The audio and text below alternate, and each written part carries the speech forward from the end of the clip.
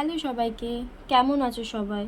কিছুদিন আগে আমরা ফুল ফ্যামিলি মিলে মানে আমার শ্বশুরবাড়ির সবাই মিলে আমরা দীঘা ঘুরে আসলাম।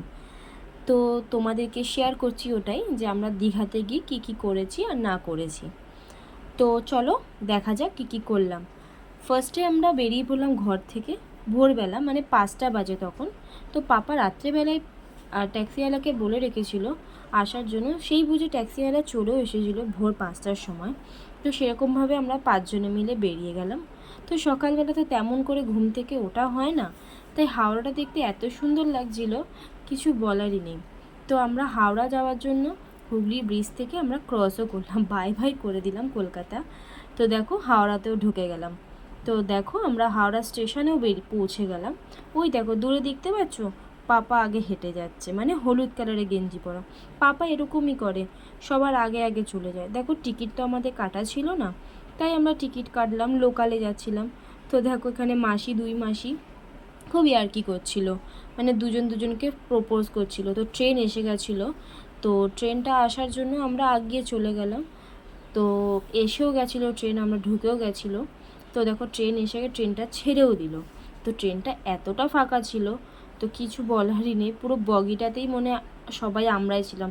আমরা একজন দুজন না, পুরো 17জন ছিলাম আমরা, ফুল ফ্যামিলি ছিলাম। তো আমার দেওরকে দেখো আমি বললাম একটা ভিডিও করে দেওয়ার জন্য, তো দেওর আমাকে ভিডিও করে দিল। তো দেখো গঙ্গার উপর দিয়ে ট্রেনটা যাচ্ছে। ট্রেনে তো কখনো যাতায়াত হয়নি দীঘাতে, যখনই গেছি তখনই বাসেই গেছি। তো ট্রেনের দৃশ্যটা দেখতে দেখতে খুব উপভোগ করতে করতে যাচ্ছিলাম, খুব ভালো লাগছিল। আর এই গ্রিন, এত সুন্দর প্রাকৃতিক দৃশ্য কিছু বলারই নেই। তো ওই দেখো দেখতে পাচ্ছ জগন্নাথ মন্দির, ওটা এখনও রেডি হয়নি, ওটা রেডি হবে কিছুদিনের মধ্যে রেডি। তো দেখতে দেখতে আমরা দীঘাতেও ঢুকে গেলাম। তো দীঘাতে এত ভিড় ছিল যার জন্য, কারণ আমাদের এত ঘন্টা ট্রেন লেট ছিল। আমরা তো 5:30 6:45 ছাড়ার কথা, আমাদের 11টার সময় ট্রেন ছেড়েছিল। তো এত ভিড় হয়ে গেছিলো, নামতে গিয়ে মারপিট লেগে গেছিলো। দেখো ওখানে টিটি এসে ওখানে সবাইকে মারছিল, কারণ আমাদেরকে নামতে দিচ্ছিল না, এত ভিড় ছিল। তো কী করে আগে ওরা ঢুকবে সেটাই ভাবছিল।